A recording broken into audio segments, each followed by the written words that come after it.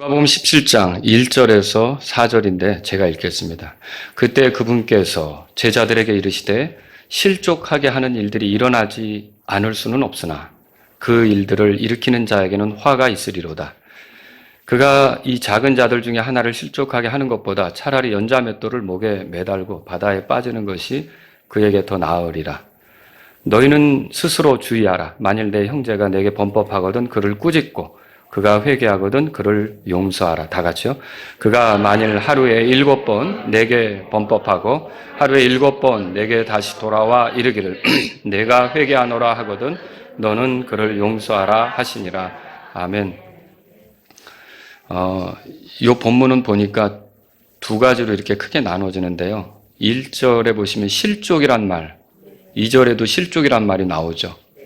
그 다음에 3절에는 용서라는 말, 그리고 4절에도 용서라는 말이 나와요. 그래서 제가 오늘은 그 실족과 용서 이런 제목으로 여러분에게 말씀을 드리도록 하겠습니다. 자, 지금 말씀드린 대로 우리가 살펴보려고 하는 이 본문이 크게 두 가지 주제를 다루고 있어요. 하나는 실족, 다른 하나는 용서. 자, 근데 예수님이 이것을 제자들에게 말씀하셨어요. 1절에 보시면 그때 그분께서 제자들에게 이르시되. 근데 이게 그렇다면 제자들에게 굉장히 중요한 문제라는 겁니다. 예수님을 따르는 데 있어서 실족하게 하는 일, 혹은 실족하는 일, 이런 일들이 얼마든지 있을 수 있고요. 또 용서해야 될 일, 용서를 구해야 될 일, 이런 일들이 얼마든지 있을 수 있다는 거죠. 이게 제자들에게 굉장히 중요한 문제라면 저와 여러분들이 이 부분을 통해서 배우는 것이 필요하다는 거죠. 아, 우리가 어떻게 살아갈까? 주님을 섬기면서 예수님의 제자로 살아가면서 우리가 실족하게 하는 일 혹은 실족하는 일이 있을 때 또는 누구에게 용서를 구해야 될 일, 용서를 해줘야 될 일이 있을 때 우리는 어떻게 할까? 이 말씀을 통해서 배울 필요가 있다는 거죠. 그래서 저는 오늘 크게 두 가지로 이제 실족에 대해서 먼저 보고 그 다음에 용서에 대해서 이렇게 보는 걸로 오늘 설교 내용을 삼도록 하겠습니다. 자, 먼저 실족에 대해서 보죠. 실족이라고 하는 건 뭐냐면은 걸림돌 생각하시면 좋습니다. 그러니까 누군가 앞에 넘어지도록 걸림돌을 두는 거 있잖아요. 그게 이제 실족하게 하는 일이에요. 그래서 그 사람을 넘어지게 만드는 거를 우리가 실족하게 한다. 혹은 실족시킨다. 그렇게 말할 수가 있는 거죠.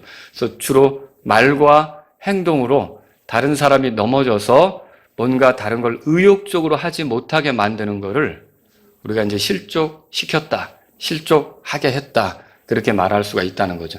여러분들은 지금까지 살아오면서 누군가를 실족하게 한 적이 없습니까? 네, 이게 없을 수가 없죠. 반대로 물어보면 여러분은 누구 때문에 실족하신 적이 있습니까? 이건 더 많이 대답이 나올 것 같은데. 네. 그리스도인들에 대한 핍박자들은 그리스도인들에게 실족거리입니다. 예를 들어서 어떤 법안, 규칙, 정부가 만든 거 이런 것들로 그리스도인들을 위축시키는 것은 그리스도인들에게 실족거리가 되죠. 그리스도를 섬기면서 갈 때 이런 것들로 그리스도인들이 위축될 수 있고 뭔가 하는데 도전하지 못하고 열의를 내지 못하는 그런 결과에 빠질 수가 있다는 거죠. 또 먼저 믿었던 사람이나 본보기가 될 만하다고 생각한 사람이 이 그리스도의 진리로부터 돌아선다. 떠난다, 벗어난다. 그럼 그것도 지켜보는 그리스도인들에게 실족거리입니다. 아, 저 사람은 그러지 않을 줄로 알았는데, 근데 그런 일을 여러분이 목격하게 되면 실족하게 될 수가 있다는 것이죠. 그걸로 인해 뭔가 열심히 주님을 섬겨볼 의욕이 꺾여버릴 수가 있다는 것입니다. 또 동료 그리스도인들의 비난과 공격도 그리스도인들에게는 실족거리가 될 수 있습니다. 한 팀이라고 생각했어요. 성령이 하나 되게 하셨기 때문에 우리는 한 팀이라고 생각했고 함께 주님을 위해서 살아간다. 또 우리의 대적은 서로가 아니라 사실은 악한 영들이다. 이렇게 생각하고 가려고 했는데 글쎄 어느 날 동료가 나한테 총뿌리를 겨누듯이 거친 말과 거친 행동으로 나에게 대우하는 거예요. 여러분 이거 실족거리가 되겠죠. 그리스도인인데 성령님을 모시고 있지만 육신을 따르다 보면 옛사람을 따라가다 보면 이런 일들이 나올 수가 있는 거예요. 안 해야 될 말들을 하고 하지 말아야 될 행동들을 하면서 동료 그리스도인들을 실족시킬 수 있다는 거죠. 또 그리스도인으로서 도덕적으로 간증을 잃어버리는 거예요. 바르게 살아야 되는데 세상 사람도 하면 손가락질 받을 만한 일을 그리스도인이 해버렸어요. 그러면 세상 사람들이 실족합니다. 근데 이 세상 사람들이 실족하게 될 경우는 어떤 문제가 생기느냐? 복음 전하는데 장애물이 생기게 만드는 거예요. 그러니까 우리로 인해 누군가가 실족했다. 그러면 우리가 전하는 복음을 잘 들으려 하겠습니까? 안 들으려고 하죠. 저 사람들 문제가 많은데 왜 내가 저 사람들의 말을 들어야 하느냐. 이런 식으로 하면서 우리가 전하는 복음을 받지 않으려고 할 거라는 거죠. 근데 이런 실족거리가 사실은 되게 많고요. 저도 경험했고 여러분도 경험을 했을 거고 누구 때문에 실족받는 일이, 실족당하는 일, 실족하는 일이 있었을 것이고 또 누군가를 실족시키는 일도 분명히 있었을 것입니다. 자, 그래서 성경은 이렇게 말하죠. 1절 다 같이 한번 읽어보겠습니다. 그때에 그분께서 제자들에게 이르시되 실족하게 하는 일들이 일어나지 않을 수는 없으나 그 일들을 일으키는 자에게는 화가 있으리로다. 자, 실족하게 하는 일들이 일어나지 않을 수는 없다. 이 말은 뭡니까? 실족하게 하는 일은 언제든 일어날 수 있다라고 하는 거죠. 여러분이 마라나타 침례교회에 들어왔지만 아직 한 번도 실족을 안 했다 그러면 조금 이상한 거예요. 드디어 실족을 하셔야 교회의 맛을 보게 됩니다. 아, 교회가 이런 것이구나. 그러니까 천사들이 모인 모임으로만 생각하면 여러분은 착각이에요. 분명히 성령님을 모시고 있지만 성령님만 우리 안에 거하시는 게 아니라 우리 옛사람도 여전히 있는 거예요. 옛사람을 따라가는 그런 일이 생길 수가 있는 거죠. 그래서 누군가를 이렇게 실족시키는 일이 있다는 거예요. 세상에서는 실족하게 하는 일이 비일비재합니다. 그래서 알고도 실족시키는 경우가 있고 내가 실족시켰는데 모를 수도 있어요. 그렇지 않겠습니까? 그리고 또 어떤 거는 의도를 가지고 실족시키는 경우도 있어요. 그건 정말 나쁘죠. 그러나 의도치 않게 실족시키는 경우도 있다는 거죠. 그리고 사람에게 실족하는 경우도 있고 어떤 상황에 실족하는 경우도 있고요. 실족하는 일은 비일비재하다. 여러분이 실족하는 일을 만나면 드디어 올 것이 왔구나. 마음 편안히 가지셔야죠. 그것 때문에 머리 싸매고 계시면 큰일 납니다. 이게 드디어 나한테도 올 것이 왔구나. 여러분이 실족하게 되는 일이 있을 때는 그렇게 생각해야 된다는 거죠. 교회 안에서 실족하게 하는 일이 없다는 것은 불가능합니다. 성령님을 모시고 살지만 한편으로는 여전히 육신이 있기 때문에 우리가 육신대로 걷는다면 누군가를 실족시킬 수 있는 거죠. 그리고 또 내 자신이 육신적이라면 더 잘 실족하기도 합니다. 이걸 알 필요가 있어요. 자, 실족하게 하는 자들에게는 화가 있다고 그랬어요. 1절 그 끝에 보세요. 그 일들을 일으키는 자들에게는 화가 있으리로다 그랬죠. 자, 그 일들이 뭘까요? 문맥적으로 보면 실족하게 하는 일들입니다. 실족하게 하는 자들에게 화가 있다라고 말했어요. 자, 여기뿐만 아니라 마태복음 18장 7절에 보면 들어보세요. 실족하게 하는 일들로 인하여 세상에 화가 있으리로다. 실족하게 하는 일들이 반드시 일어날 것이로되 실족하게 하는 일을 일으키는 그 사람들에게는 화가 있으리로다. 예수님께서 이 말씀을 하셨어요. 그러니까 하나님은 누군가에게 걸림돌을 두고 쓰러뜨리는 것을 원치 않습니다. 하나님이 하시는 일은 세우는 일이에요. 가정이든지 교회든지 개개인 그리스도인이든지 하나님은 세워주려고 하세요. 성령님은 세워주려고 하세요. 그러니까 여러분이 어떤 목사들이 쓰러뜨리는 집회 가면 그 이상한 거예요. 이상한 거죠, 그거는. 하나님이 하시는 일은 세워주는 거예요. 그래서 교회 세우는 것을 원하고요. 가정을 세우는 것을 원하는 거예요. 그러니까 아무리 우리가 자기 집을 세우려고 해도 주께서 함께 하지 않으면 집을 세울 수 없다는 말씀도 있잖아요. 그리고 우리 개개인 그리스도인들을 세워주려고 하시는 거죠. 근데 실족은 뭐예요? 쓰러뜨리려고 하는 거예요. 넘어뜨리려고 하는 거예요. 그러니까 이게 하나님하고 같은 방식의 모습이에요? 반대되는 모습이에요. 반대되는 모습이죠. 이건 하나님이 기뻐하지 않는 거다라고 하는 거죠. 그래서 화가 있다는 거예요. 결국 우리가 이런 실족시키는 일을 일삼게 되면 어떤 일이 벌어지느냐? 로마서 2장 24절에 하나님의 이름이 너희로 말미암아 이방인들 가운데서 모독을 받는도다. 하나님의 뜻대로 사는 사람인 줄로 알았어요. 하나님을 믿는다고 하니까. 이게 정말 무서운 경우가 그런 거예요. 병원에 누워서 실컷 불평불만하고 내가 왜 이 모습이냐 이렇게 막 짜증내고 이러다가 갑자기 누구한테 예수님 믿으세요? 여러분 어떨 것 같아요? 아, 당신이나 잘 믿으세요. 이렇게 되겠죠. 우리가 알아야 될 것은요, 우리 삶에 실족거리를 잔뜩 주고 어떤 사람이 나처럼 되기를 바란다? 여러분, 이거 힘든 일입니다.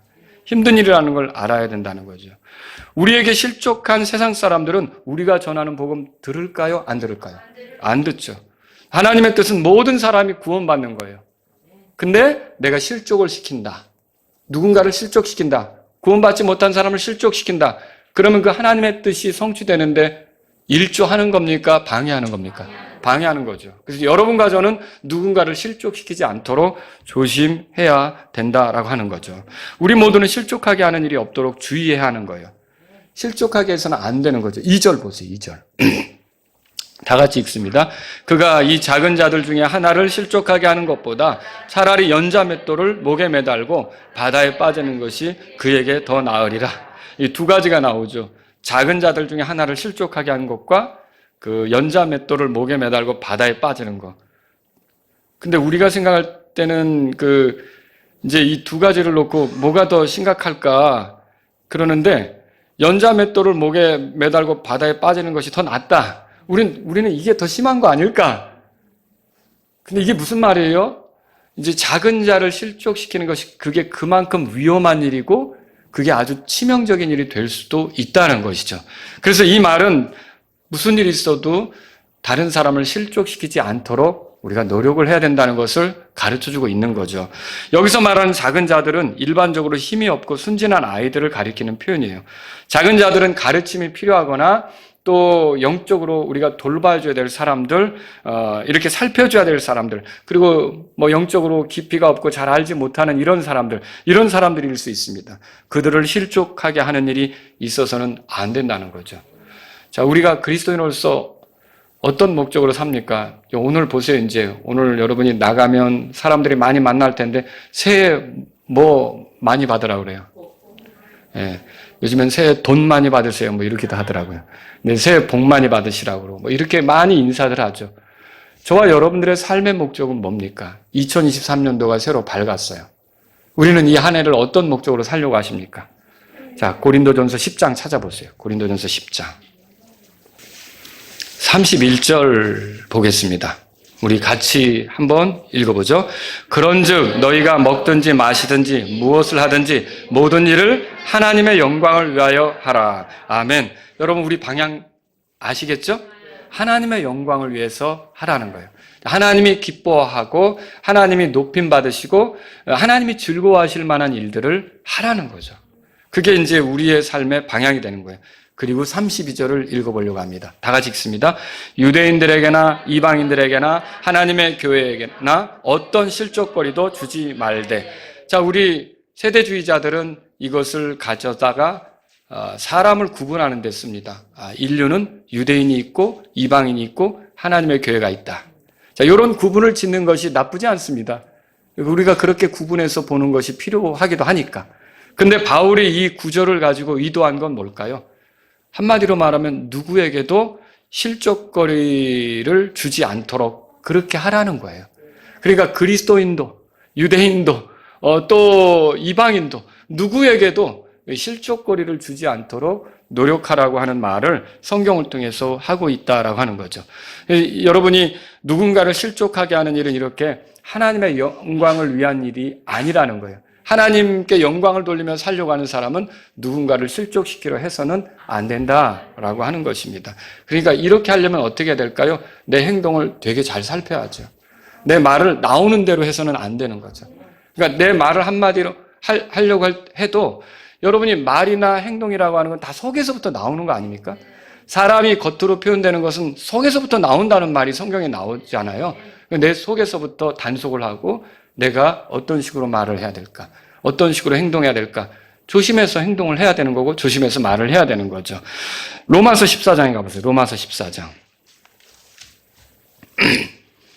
우리가 이제 다른 사람들에 대해서 이제 이런 저런 이야기들을 많이 할 수가 있어요. 9절에 보세요. 이 목적을 위해 그리스도께서 죽으시고 일어나사 다시 살아나셨으니 이것은 그분께서 죽은 자와 산 자의 주가 되려 하심이라. 여러분, 예수님이 왜 죽으셨다가 부활하셨느냐? 우리의 주가 되시려고 그렇게 하셨다고 돼 있어요. 여러분과 저는 그래서 예수님 따라가는 게 우리의 삶이라는 걸 인정하셔야 되죠. 그리고 그분을 영화롭게 하는 것이 우리 삶이다. 이거를 인정하셔야 되는 거죠. 자, 10절에 그런데 내가 어찌하여 내 형제를 판단하느냐? 어찌하여 내 형제를 무시하느냐? 우리가 다 그리스도의 심판석 앞에 서리라. 자, 형제를 판단한다. 믿는 지체를 판단한다. 이것에 대해서 바울이 못마땅하게 지금 여기며 말하고 있다는 거죠. 11절에 보세요. 기록된 바 내가 살아있음을 두고 맹세하노니 모든 무릎이 내게 굴복하고 모든 혀가 하나님에게 자백하리라. 주가 말하노라 하였느니라. 이런 날 있죠? 언젠가 우리 입술로 우리가 어떻게 살아왔는지를 다 하나님께 자백할 날이 있죠? 그리스도의 심판석에서. 우리가 부활한 뒤에 그렇게 할 날이 있을 거라는 거죠. 12절 보세요. 그러므로 이와 같이 우리 각 사람이 자신에 관하여 하나님께 뭐 한다고 돼 있어요? 이제 이 회개보고예요. 회개보고는 이게 회개라는 말이 어떻게 써 있는지 보세요. 그 세무서에서 하는 것처럼 그런 회개예요. 결산보고예요. 내게 들어온 것이 뭐고 내게 나간 것이 뭐고 내가 어떻게 은혜를 받았고 어떻게 주님을 위해 사용했고 내가 어떻게 주님으로부터 기회를 얻었고 그걸 어떻게 선용했고 이거를 회개보고라고 지금 하고 있는 거죠. 자, 그런데 13절 우리가 다 같이 읽으려고 하는데 13절 읽겠습니다. 그런즉 우리가 다시는 서로를 판단하지 말고 도리어 이것 즉 아무도 자기 형제의 길에 걸림돌이나 넘어질 기회를 두지 않을 것을 판단할지니라. 자, 여기서 중요한 것은 서로를 판단하는 것이 중요한 게 아니라 그건 하지 말라는 거죠. 차라리. 뭘 하라는 거예요? 내가 혹시 다른 사람에게 걸림돌이 될 만한 것을 두지 않았는지 그걸 판단하라는 거예요. 여기 걸림돌은 뭘까요? 이 걸림돌이라는 말이 그 원래 성경에 써질 때는 아까 우리가 누가복음 17장에서 살펴본 실족이라는 말 있죠. 그거랑 같은 단어예요. 그 같은 단어가 여기서는 걸림돌이라고 번역이 된 거죠. 그러면 여러분, 내가 누군가를 실족하는 일이 없는가? 그거 판단하라는 거예요. 그러니까 누가 어떻고를 판단하기보다 혹시 내가 누군가에게 걸림돌을 두는 것은 없는가? 그거를 판단하라고 성경이 말하고 있다라고 하는 거죠. 자, 그래서 저와 여러분들은 남을 실족시키지 않으려고 하는 그런 삶을 살고자 해야 된다는 거죠. 근데 여기서 이제 또 우리가 생각해 볼 게 있어요. 자, 이 말씀을 보니까 예수님이 누군가를 실족시키는 걸 원하십니까? 원하지 않습니까? 예수님 자신이 누군가를 실족시키는 거를 원하느냐, 원하지 않느냐? 자, 어떻습니까? 원하지 않죠. 자, 그런데 이제 대답해 보세요. 그런데도 예수님 때문에 실족하는 사람이 있다, 없다? 있다. 그럼 예수님도 실족시키는 일이 있는 거네요? 자, 근데 이게 로마서 9장에 가보세요. 로마서 9장. 이건 의도하고 상관이 없어요. 예수님이 뭐 실족하라고 한 게 아니에요. 근데 왜 실족할까요? 저쪽 사람들이 시기심과 저쪽 사람들이 이기심과 저쪽 사람들이 자기의 어떤 욕심을 가지고 있다 보니까 옳게 행하는 예수님한테도 실족을 하는 거예요. 이런 문제가 생길 수 있다는 거죠. 로마서 9장 33절에 보세요. 같이 읽겠습니다. 이것은 기록된 바 보라 내가 걸림돌과 실족하게 하는 반석을 시온에 두노니 누구든지 그를 믿는 자는 부끄러움을 당하지 아니하리라 함과 같으리라. 자, 이 로마서 9장 33절에서 걸림돌과 실족하게 하는 반석을 시온에 둔다 그랬는데 이 걸림돌은 뭐며 이 실족하게 하는 반석은 뭡니까? 예수님이죠. 그러니까 예수님 때문에 어떤 사람은 실족하게 된다는 거죠. 자, 그건 예수님이 원하는 바입니까? 아니죠. 예수님은 실족하는 걸 원하지 않아요. 우리 보고도 실족하게 하지 말라고 가르쳤어요. 그런데도 실족하는 일이 생겨요. 자, 이거는 예수님이 의도한 겁니까? 아니죠. 예수님이 원한 것도 아니죠. 그런데 이런 실족하게 하는 일들이 생길 수가 있다는 거죠. 그래서 여기서 우리가 생각해 볼 거는 의도를 가지고 실족하게 하는 일과 의도치 않게 실족하게 하는 일들에게는 차이가 있다라고 하는 걸 보게 되는 거죠. 우리는 매사 주의해야 합니다. 하지만 어떤 경우도 이제 내 의도를 가지고 누군가를 이렇게 실족시키려고 해서는 안 되는 거고요. 또 의도치 않게 누군가를 실족하게 하는 일이 또 있을 수도 있다는 것 때문에 더 조심을 해야 된다는 거죠. 이거를 우리가 이 말씀을 통해서 보는 거죠.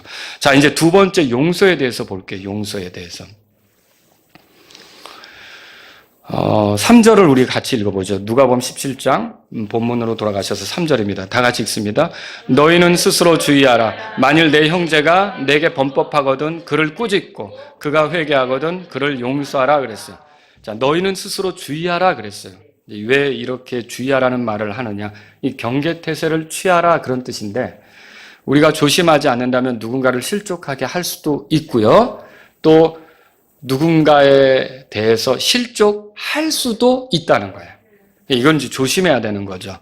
자, 의도를 갖고 우리를 실족하게 하는 형제, 혹은 의도치 않고 우리에게 이렇게 실족하게 하는 경우도 있겠죠. 그런데 어쨌든 우리가 나에게 범법한 형제를 만났다. 그러면 3절에서는 뭐라고 그래요? 만일 내 형제가 너에게 범법하거든 그거거든요. 자, 이 범법은 뭐예요? 죄 짓는 것을 말하는 거예요. 그러니까 너에게 죄 짓는 경우가 있다. 이런 거죠. 그러니까 이 범법이라는 단어는 한 사람에게 가해진 상해, 잘못을 가리키는 건데 죄를 저지르거나 다른 사람에게 상해를 입히거나 상처를 주거나 힘들게 하는 것을 말하는 거예요. 여러분이 그런 경우가 있을 수 있잖아요. 저 사람이 대놓고 나를 공격하는 것 같다. 저 사람이 대놓고 나를 힘들게 했다. 이런 경우를 만날 수가 있죠. 자, 그럴 때 어떻게 해야 되는가? 3절에 보니까 그를 꾸짖으라 그렇게 돼 있어요. 꾸짖으라. 찾으셨어요? 자, 이 말은 책망하라는 소리죠. 근데 이 말이 이 본문에서 가지고 있는 의미를 아셔야 돼요. 자, 이 말은 무슨 뜻이냐면 형제를 사랑한다면 그 형제가 나에게 잘못했을 때 그 뒤에서 뒷말하고 험담하고 깎아내리고 폄하하고 이렇게 할 게 아니라 그 형제가 바로 잡혀지도록 그 형제에게 다가가서 말을 해주라는 말이에요. 그걸 여기서 꾸짖으라고 표현한 거죠. 말을 해주라 이런 뜻입니다. 근데 여러분 꾸짖는 게 쉬운 일입니까? 어려운 일입니까? 어려운 일이죠. 잠언 9장 7절에 보면요. 비웃는 자를 책망하는 자는 자기가 수치를 당하고 사악한 자를 꾸짖는 자는 자기가 흠을 잡히느니라 그렇게 돼 있어요. 그러면 이 꾸짖는 거, 책망하는 것은 쉬운 일이 아닌 거죠. 내가 책망하는 일로 수치를 당할 수도 있고 꾸짖는 일로 흠을 잡힐 수도 있는 거예요. 그러나 정말 사랑한다면 어떻게 하라는 거예요? 뒤에서 말하고 험담하고 이렇게 하기보다 그 사람을 찾아가서 그 사람과의 문제를 해결하라라고 하는 거죠. 근데 이때 말할 때는 그럼 어떻게 할까요? 한번 뻔때를 보여주기 위해서. 맞습니까? 한번 제대로 당신 그거 아니지! 라고 내가 한번 꺾어버리기 위해서. 그거 아닙니다. 싸우기 위해서 아닙니다. 비난하기 위해서 아닙니다. 또 공격하기 위해서 아닙니다. 목적은 뭘까요? 그 형제가 그런 상태로 가는 게 하나님 앞에 복이 되지 않잖아요. 그 형제를 바로잡아 주겠다는 뜻으로 정말 그 순수한 의도를 가지고 다가가는 게 필요하다는 거죠. 자, 그래서 이런 말이 있어요. 갈라디아서 6장에 펴보세요. 갈라디아서 6장. 갈라디아서 6장 1절입니다. 여러분 찾으셨으면 같이 한번 읽어보겠습니다. 다 같이 읽겠습니다. 형제들아, 만일 어떤 사람이 잘못에 빠지거든 영적인 너희는 온유의 영으로 그러한 자를 회복시키고 내 자신을 살펴보아 너도 시험에 들지 않게 하라. 어떤 사람이 잘못에 빠졌다. 그러면 어떻게 할까? 온유의 영으로 그러한 자를 회복시키래요. 근데 여기서 이제 온유의 영이 궁금해지잖아요. 온유의 영은 뭘까?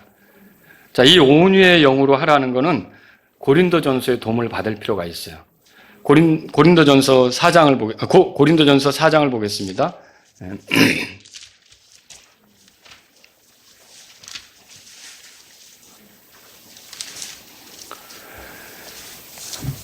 여러분, 고린도 교회는 문제가 많았다는 거 아시죠? 시기, 다툼, 분쟁 이런 것이 있었고요. 사람을 따라 줄 서는 게 있었어요. 나는 바울파, 아볼로파, 게바파, 또 조금 저기 한 사람 난 그리스도파, 뭐 이렇게 하면서 파를, 교회 안에서 이렇게 파벌이 생기는 건 좋지 않습니다. 우리는 다 성령이 하나 되게 하신 겁니다. 여기 뭐 다른 파가 있을 수 없는 거죠. 또 고린도 교회 안에는 도덕적으로도 문제가 있었죠.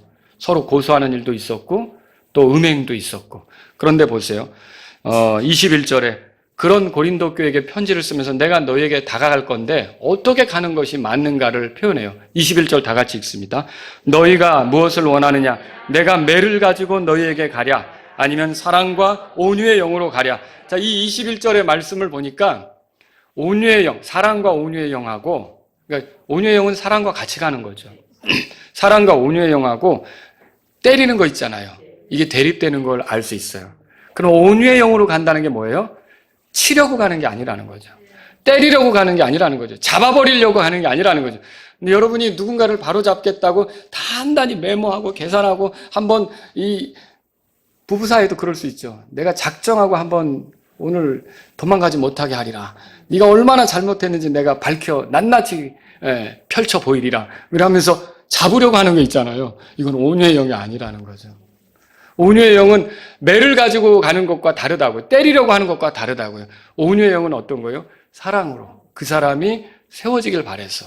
정말 하나님 앞에 바로 되기를 바래서. 그런 뜻으로 하는 거라는 걸 성경이 보여주고 있다는 거죠. 여러분이 바울이 디모데에게 한 말을 읽었을 거예요. 디모데후서 4장 2절에 보면 이제 때를 얻든지 못 얻든지 말씀을 전하라면서 이런 말이 있죠. 모든 오래 참음과 교리로 책망하고 꾸짖고 권면하라. 그러니까 목회자로서 디모데가 목회자잖아요. 에베소 교회 성도들 안에 문제가 있을 때는 그들을 어떻게 하라고 말하냐면 책망하고 꾸짖고 권면하라 그렇게 됐어요. 근데 이렇게 책망하고 꾸짖고 권면할 때 바울이 권고하는 게 두 가지예요. 어떤 방식으로 그러면 그렇게 하느냐? 매를 들고 막 때리듯이 그렇게 하라는 게 아니고 막 이렇게 몰고 가듯이 그렇게 하는 게 아니고 여기 성경에 이렇게 써 있잖아요. 오래 참음과 교리로 책망하고 꾸짖고 권면하라. 첫 번째가 오래 참음이에요. 오래 참음은 성령의 열매죠. 오래 참음은 오랫동안 견뎌내는 거예요. 오래 참음은 인내심이 있는, 쉽게 자극받지 않는 그런 거 말하는 거예요. 내가 그것에 의해 내 막 감정 상태가 동요되지 않고 흥분하지 않고 이런 게 오래 참는 거죠.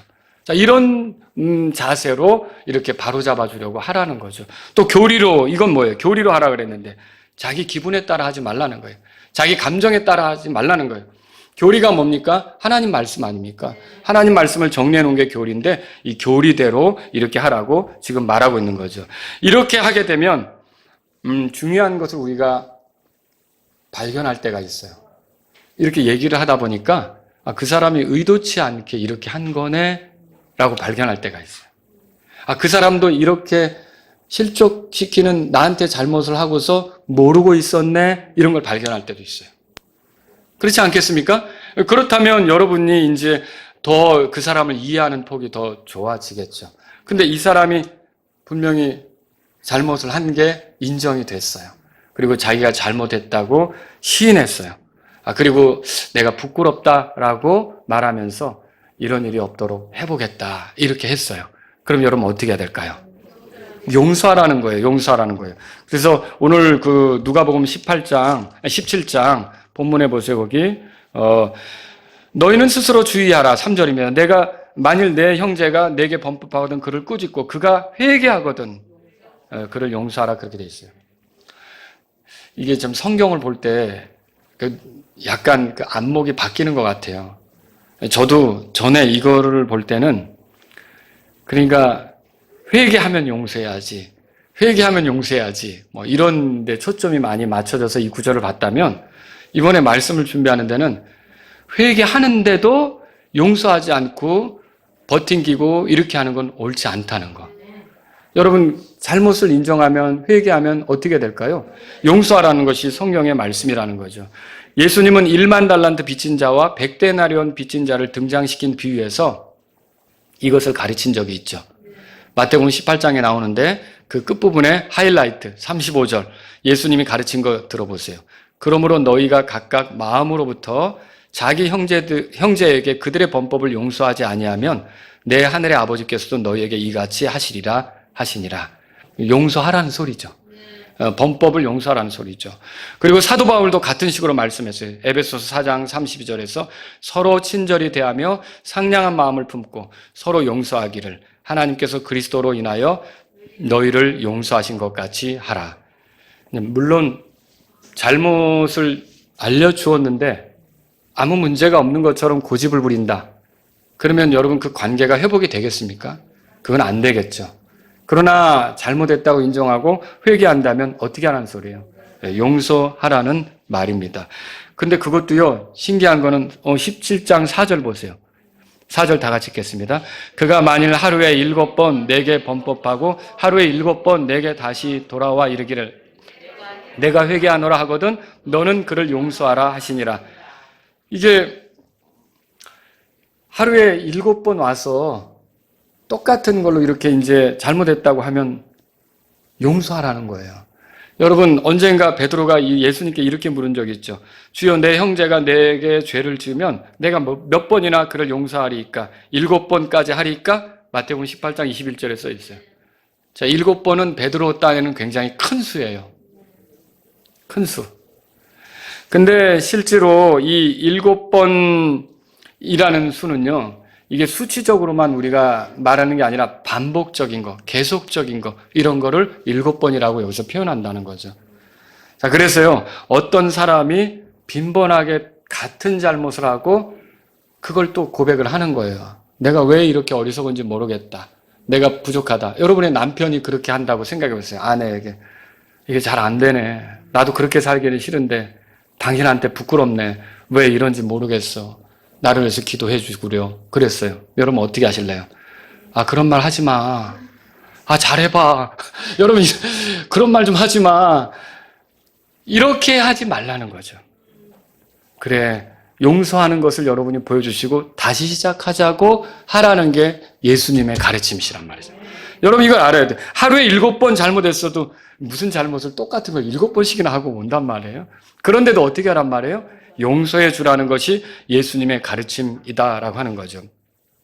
그래서 여러분과 저는요, 한없이 용서를 해줘야 되는 거예요. 근데 이게 왜 그러냐면요, 사실 하나님께서 우리를 대하는 태도가 그렇다는 거예요.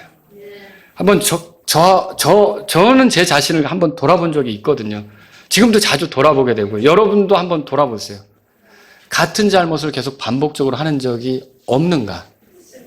있죠? 근데 그때마다 하나님께 가서 잘못했습니다라고 자백을 할 거 아닙니까?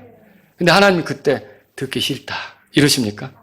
그만 자백해라. 아주 질렸다 그러십니까?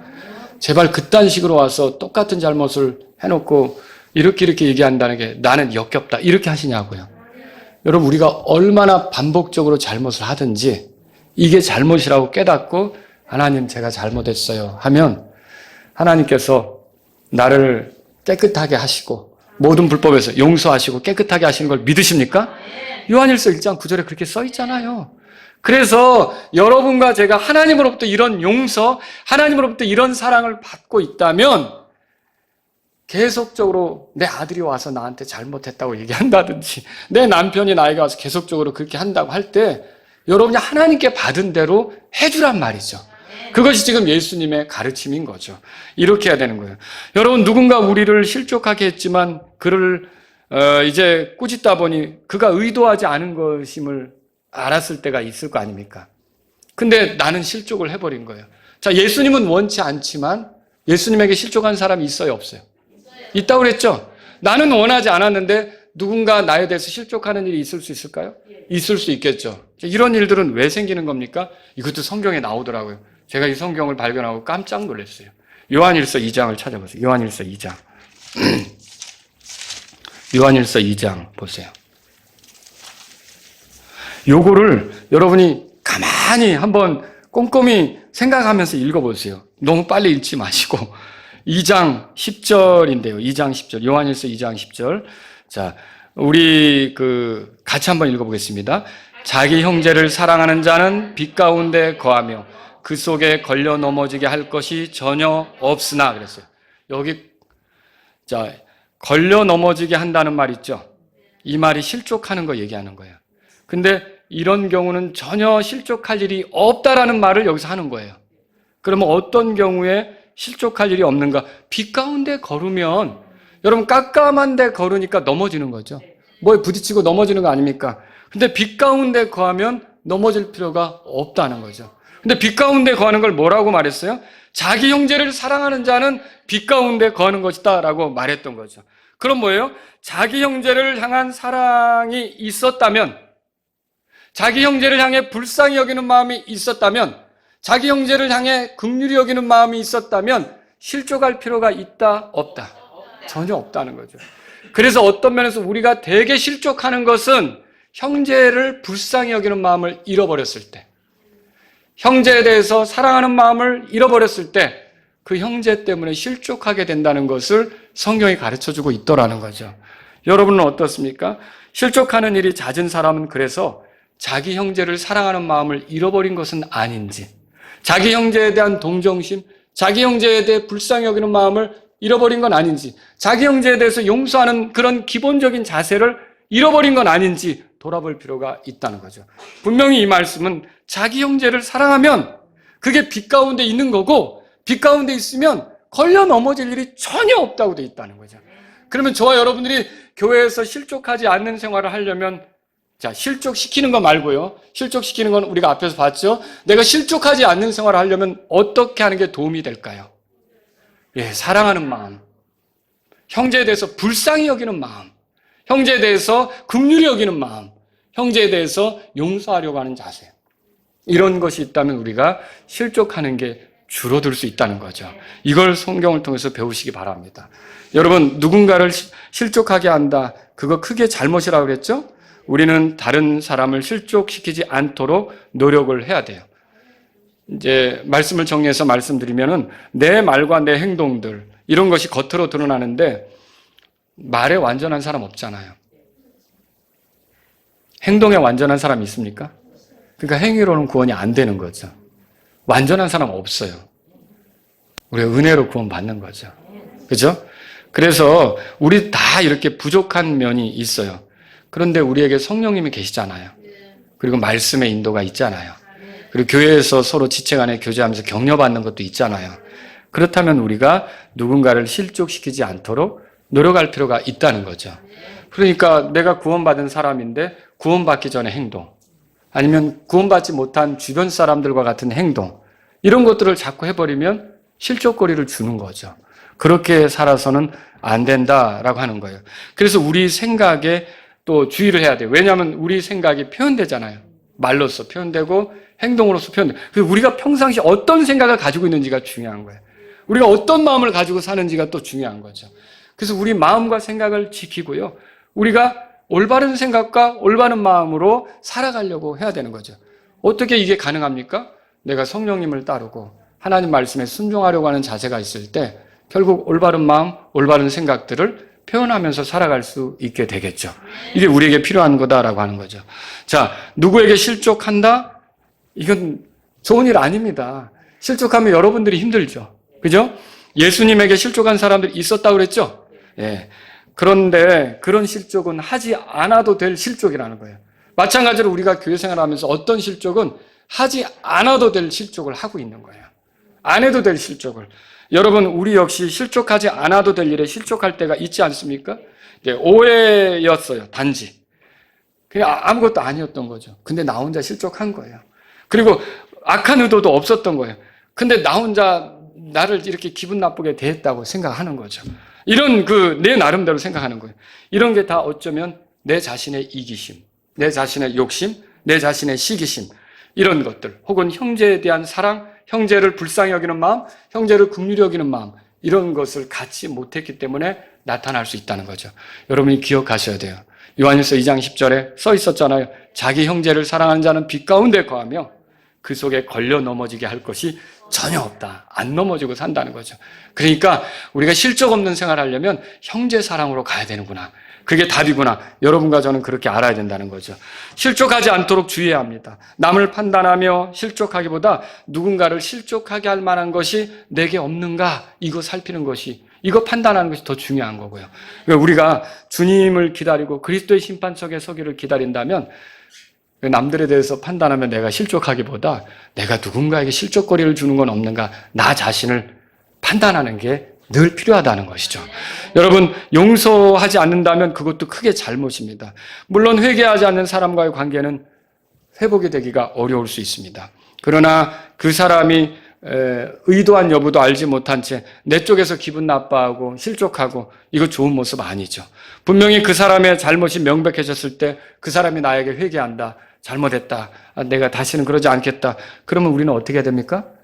용서해야 되는 거죠. 매번 같은 실수를 반복해요. 그래서 여러분이 또 붉은 줄을 그어 놓으실래요? 전과 1범, 전과 2범, 이 자매는 항상 그래요. 여러분, 하나님은요, 항상 그러한 우리에게 긍휼을 베푸셨어요. 이게 대단한 거예요. 우리가 아까 그 크신 하나님의 사랑 노래했지만, 정말 자주 그런 우리에 대해서 자신의 아들을 아끼지 않고 이렇게 희생물로 주시고, 우리를 구원하시겠다고 선한 일을 우리 안에 시작하시고, 하나님께서 마침내 이루어 가시고, 하나님은 지칠 법도 한데 우리에 대해서 지치질 않으십니다. 이게 놀라운 거 아닙니까? 또 그 모습으로 살았어요. 또 그런 말을 했어요. 또 그런 행동을 했어요. 또 그런 일을 반복했어요. 그럼 하나님이 그만 두 손 두 발을 드실 것도 같은데 성령님을 통해 계속 인도해 주려고 하는 거, 여러분, 이거 놀라운 거 아닙니까? 그래서 우리는 지체들을 대할 때 저 자매는 항상 그런 자매, 저 형제는 항상 그런 형제, 여러분이 그런 딱지를 붙일 필요가 없습니다. 하나님께서 하시면 그 형제도 변화되고, 하나님께서 하시면 그 형제도 달라지고, 하나님께서 일하시는 걸 여러분이 믿으신다면 오히려 그 형제를, 그 자매를 위해 더 기도해 주실 수 있기를 바랍니다. 그렇게 하는 것이 용서하는 삶이라는 걸 우리가 이 말씀을 통해서 이제 배우는 거죠. 여러분과 저는 이렇게 이제 우리에게 잘못하고 반복적으로 와서 고백하고 이렇게 할 때라도 나도 다 반복적으로 잘못하는 게 많다라고 하면서 여러분이 그들에게 다시 시도해보라고 격려하고 용기를 줄 수 있는 여러분, 제가 될 수 있기를 주의 이름으로 바랍니다. 다 같이 일어서시겠습니다. 오늘 이 말씀을 들으신 여러분 가운데, 하나님 아버지, 제가 약한 사람입니다. 말, 행동에 온전하지 않습니다. 제가 주님을 섬기며 사는 동안 다른 사람들에게 실족거리가 되지 않기를 원합니다. 이런 분이 있다면 주님 앞에 나아가십시오. 하나님 아버지, 제가 실족하지 않아도 될 일에 실족하는 경우가 있었습니다. 형제에 대한 사랑이 부족했고, 불쌍히 여기는 게 부족했고, 긍휼히 여기는 마음이 없었기 때문에 실족했었습니다. 하지만 형제의 사랑으로 나아가기를 원합니다. 빛 가운데 살기를 원합니다. 이런 분이 있다면 이 시간 주님 앞에 나아가십시오.